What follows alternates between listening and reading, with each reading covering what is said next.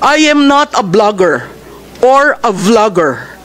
I have a personal meta page. I do not have a social media company. I have not been involved with any narco and pogo groups. I am Malu Tiquia. I'm an op-ed columnist of Manila Times for 12 years now and a political consultant for 30 years. My thoughts in this hearing, please be fair. Are you inviting critics, bloggers, creators, joiners, collectors, spectators, inactives? Because the 3-second rule really controls social media. I am not pro-China, I am pro-Philippines.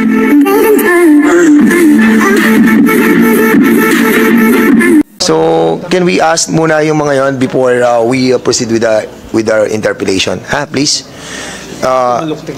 No, so ang reason why we invited you over para to contribute also to this hearing, no? Why this kind of proliferation of disinformation nangyayari. So, being a blogger or content creator, you can share to us kung ano po yung mga experiences that you have in creating that kind of content. May it be right information or wrong, you have to give us your insights. So siguro unahin natin sino unang dumating sa kanila? Si Malu. Ma'am Malu. Malu. Thank you. Tiquia. Thank you, Mr. You are recognized, Chairman. ma'am. Good afternoon, Mr. Chairman and your honors. Thank you for your invitation for me to, quote, share your knowledge and experience with social media with the end in view of promoting accountability, authenticity, and digital well-being. I am Malu Tiquia. I'm an op-ed columnist of Manila Times for 12 years now and a political consultant for 30 years. I spent my young productive years in the Senate in 1987 to 1989 and in the House of Representatives from 1992 to 1999. I am Malu Tiquia. I'm an op-ed columnist of Manila Times for 12 years now and a political consultant for 30 years. I spent my young productive years in the Senate in 1987 to 1989 and in the House of Representatives from 1992 to 1999. I am appearing before you today to honor that institutional tradition. How do I use social media channels? I use it as a platform for commentaries, advocacies, and as alternative classroom to discuss hot-button issues, explaining and making sense of issues to the public. I am not a blogger or a vlogger. I have a personal meta page. I do not have a social media company.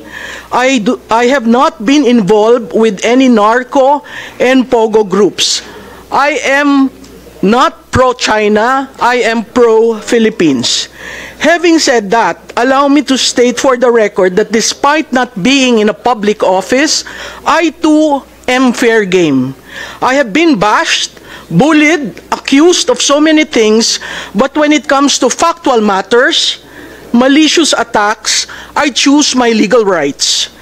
One, against a lawyer who claimed that I was part of the Marcos Jr. campaign in 2022, and because of my survey results, I got a penthouse in BGC and drives around in a Range Rover. Both were lies. The case is pending.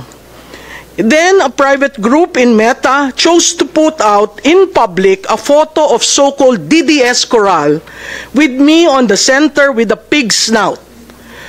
Mind you, there were more than 12 persons there, some of whom I do not personally know. I am not DDS, nor am I part of the so-called DDS Coral. When they chose to bring it out of a private group and shared it publicly, it was done maliciously. So again, I filed a case. There was a time also in 2022 when the survey results of my company were maliciously altered. I called the media organization and a person in another political camp, requesting them to correct the matter or else I will avail of my legal rights. Both corrected. The latter even made a public apology. Mr. Chairman, Your Honors, the Constitution begins on page 1 with 3 words, "We the people."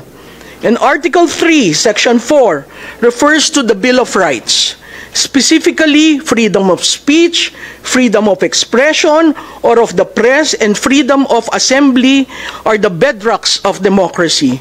But in politics, as you very well know, truth have various shades. For so long as there is no malice, we should err on the side of freedoms than contain them. Your Honors, contrarian views are protected by such rights. Prior restraint is anathema to democracy. My thoughts in this hearing, number one, please be fair. And I say that because are you inviting critics, bloggers, creators, joiners, collectors, spectators, inactives? Because the 3-second rule really controls social media. These are the different classifications when you refer to social media. If Congress wants to deal with false narratives, all sides must be present. Number 2, be careful of reported social media strategists who offer politicians, candidates, a plan on increasing followers. Your Honors, Mr. Chairman, followers are not voters. And the staggering costs are so scandalous and borders on being scams. You are being scammed if you follow the dictate of the more followers, the better for campaign. There were reports too where some influencers became guns for hire during campaigns. Number 3, Congress, and I am being, a lot of people are asking me not to say this, but I am sticking my head out here. Congress should ban the use of troll armies. Troll farms represent a significant challenge in the digital age, blending cyber warfare with psychological manipulation. Addressing them requires technological innovation, regulatory frameworks, and public awareness to safeguard democratic discourse.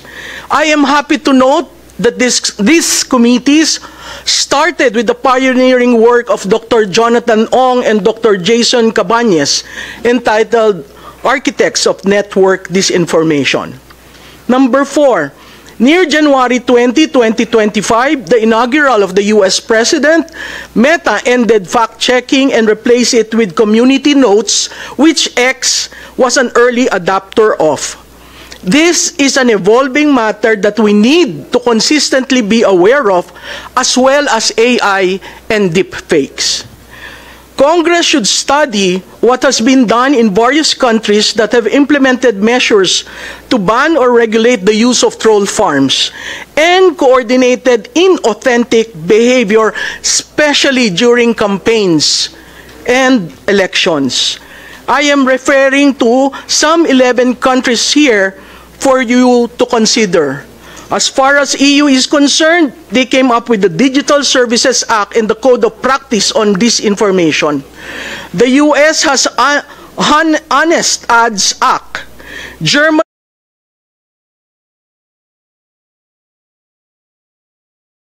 has the Network Enforcement Act. France bans false information spread close to elections and mandates ad transparency. Brazil has fake news law that criminalizes the creating of fake accounts to spread election falsehoods. Taiwan recently criminalized foreign interference, including disinformation campaigns, with a fact-checking initiative to counteract troll army activity.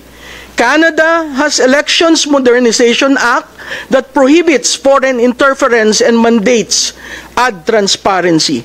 Australia has Electoral Integrity Bill criminalizing foreign interference and requires ad disclosure. The UK has an online safety law that holds platforms accountable for harmful content, including election disinformation.